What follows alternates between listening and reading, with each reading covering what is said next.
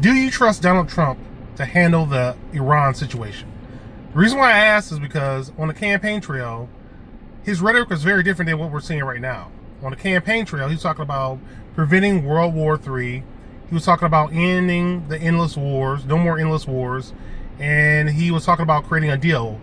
He'll get a deal done fast. Now, I didn't expect him to do it on day one, like he was saying, but he was saying something very different. He had Tulsi Gabbard on stage. He had RFK on stage. He had a very different environment than what we're seeing right now. Because now we're seeing a situation where Trump has sent a 50-year-old aircraft carrier and his group of ships towards the Middle East, towards that region, towards Iran. There's probably going to be 2 aircraft carriers in the region. There's going to be, he's already sent a significant amount of refueling aircrafts over there. And, of course, there's talk of bunker busters. There's reports that maybe Israel's using bunker busters right now. I didn't know they had any, really. But anyway, there's also a report that there was a hospital that was hit by an Iranian missile. So maybe it's not just Tehran getting all the hits. Maybe Iran's also retaliating. But anyway, it's just very different vibes. Because on the campaign trail, he had all these different people out there. And recently, he said he didn't care what Tulsi Gabbard had to say about the matter. I'm thinking, she's the director. She's the National Intelligence Director. And you don't give a damn what she has to say? Why not? Is it because you're getting your information from other sources like Israel? Maybe you're getting your orders from your handlers who represent other interests other than the best interests of the American people? I'm just wondering. You know, this could be a play for him. This could be a strategy he's using to get a deal, to be more aggressive, to make it seem like he might attack. Or maybe a situation where he's getting orders from somebody to go down this road. I want you guys to share your thoughts on this, because it looks like we're on the verge of war.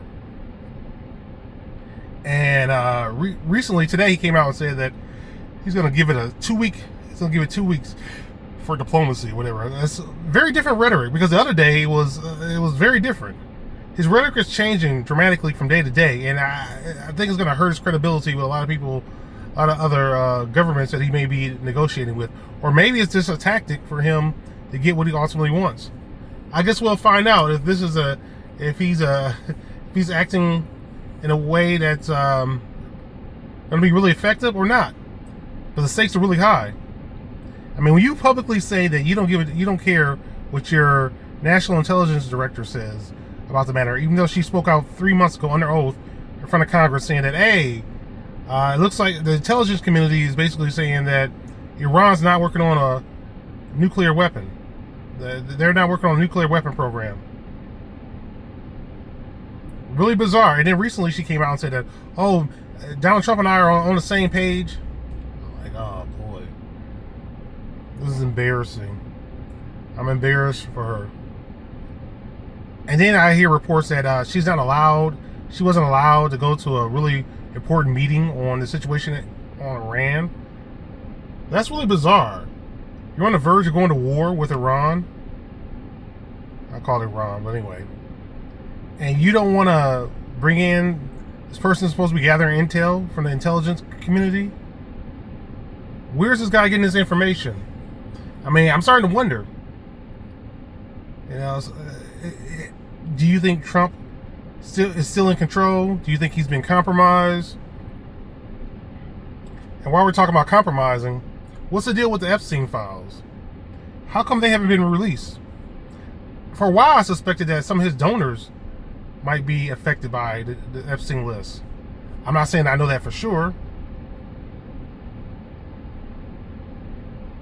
but I'm just starting to wonder now, because you had Kash Patel talk all that, the big talk before he got into office, before he became the FBI director, and you had Dan Bongino, who really talked a lot about the Epstein story, talk about how big it was, and then they get into office and it's like they're like, oh, nothing to see here.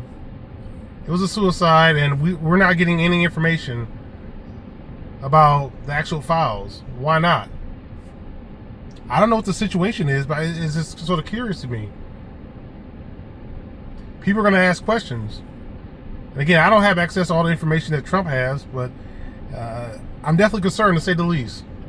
And then I see Fox News with all this propaganda about how, they're really getting them. These are the same people who are giving us the propaganda right before the Iraq War. Weapons of mass destruction. Weapons of mass destruction.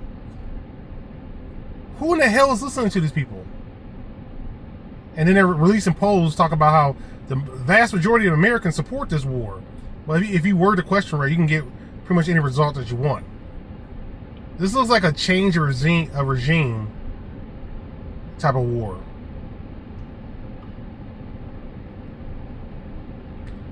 And it's interesting, we have 2 aircraft carriers in the area. And we have one of its USS Nimitz. I want to see all those sailors come home safe. That's what I want to see. What I don't want to see is a situation where we lose a lot of American lives, and it is used as a pretext to sort of convince American people that we need a war.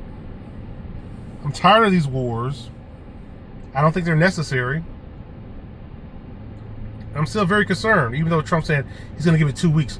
Maybe somebody talked to him and told him, hey, if we start something with Iran, it may not work out for us. I don't know if it was Russia. I don't know who. Maybe he finally sat down with Tulsi Gabbard. I don't know. But it looks like she's on the outs. Or it could just be another play. Because remember, they were talking about how we're doing negotiations with Iran. This might just be a play. Video protected. Might just be a play to get people to lower their guards, and then boom, there's an attack. There's a bombing. So you guys share your thoughts. These are my thoughts of the situation right now. It looks like he's not necessarily in control. That's what it looks like. I could be wrong. And if you think I'm wrong, please share your thoughts. But then I also see these YouTubers these big YouTubers starting to get certain Trump spokespersons on their channel talking about this great. Anyway, I see the whole propaganda machine going, and it's been really disappointing. All right, guys. Oh yeah, there's another thing too. Now Kash Patel talking about how they're looking into possible sleeper cells. Any people who came into the U.S. with ties to Hezbollah. That's really interesting as well. So, just want to share my thoughts.